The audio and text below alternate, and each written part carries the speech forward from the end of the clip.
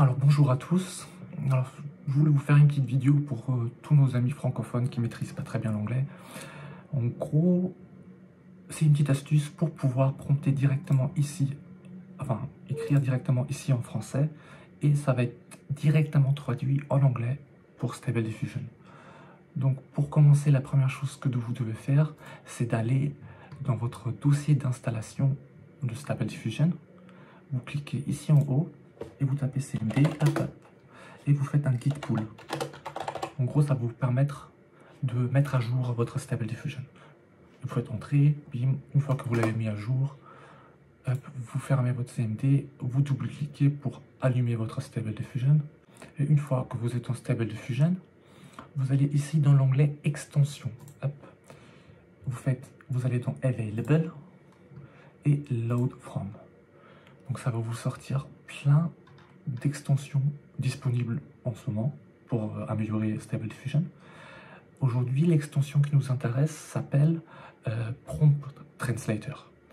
Donc, si vous ne la trouvez pas tout de suite ici dans les premières, vous tapez CTRL F et vous tapez Prompt Translator en haut. Normalement, vous la trouvez tout de suite. Ça doit être normalement la 5e ou 6e d'après la dernière mise à jour. Donc une fois que ça c'est fait, vous la trouvez, vous cliquez sur Install. Ça va prendre quelques secondes pour l'installer, c'est très rapide. Et ensuite vous allez ici dans Installed, vous faites Apply and Restart UI.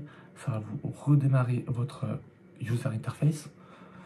Et vous allez voir qu'il y a un nouvel onglet qui est apparu qui s'appelle Prompt Translator. Si vous ne l'avez pas, il suffit de fermer le CMD de Stable Diffusion, de tout fermer Stable Diffusion et de le relancer, et là, il apparaîtra. Ensuite, la prochaine étape, c'est d'aller sur ce site-là, le DeepL traducteur. Je mets le lien en description. Enfin, vous avez directement le GitHub, normalement, je vais vous mettre le lien également en description, où tout est expliqué. Hop, du coup, vous allez là-dessus, vous créez un compte, et ils vont vous proposer une version payante pro, pas besoin, enfin, sauf si vous voulez, bien évidemment. Moi, j'ai pris la version gratuite, même si je prends surtout en anglais. Avec la version gratuite, vous avez droit à 500 000 caractères par mois, donc c'est énorme. Et, ils vont vous demander également de mettre une carte bancaire. Vous inquiétez pas, vous n'allez pas être débité. C'est surtout pour vous permettre de vous identifier et de être sûr que vous n'allez pas utiliser ce logiciel, enfin ce service à des fins malveillantes ou frauduleuses. Vous n'allez pas être débité, je vous assure. Donc vous mettez votre carte bancaire, vous créez votre compte. Une fois que ça c'est fait, vous allez ici dans l'onglet compte et vous allez tout en bas pour avoir votre clé d'authentification.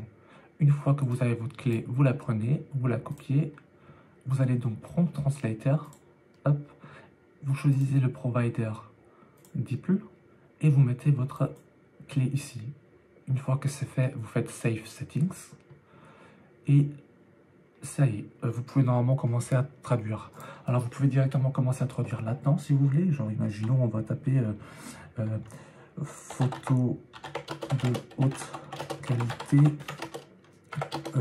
bouteille d'eau remplie de slime vert. Je tape quelque chose au hasard. Et vous faites Translate pour traduire et bim, ça vous met ça en anglais. Et donc vous pouvez directement envoyer ça ici, Send to Text to Image ou Image to Image. Vous pouvez directement l'envoyer vers l'onglet désiré. Ou sinon, vous pouvez directement traduire dans l'onglet Text to Image ou Image to Image en tapant ici. Alors les petits boutons là, donc ça c'est pour traduire le positive prompt et ça c'est pour traduire le négative prompt. Ça c'est pour switcher entre la langue native et l'anglais, et ça c'est pas la même chose mais pour le négative prompt. Et ça c'est pour vous envoyer sur le site du coup link to DeepL. Et pareil du coup ici, imaginons on va taper photo de haute qualité, femme, 28 ans, blonde, robe blanche,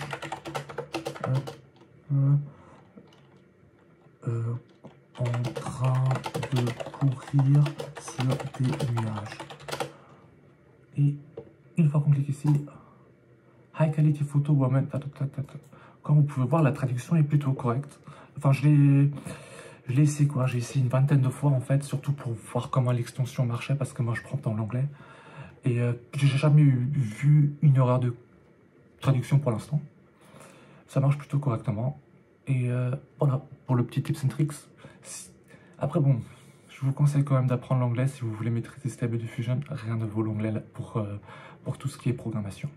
Merci d'avoir regardé cette vidéo. Et je vous souhaite une bonne journée.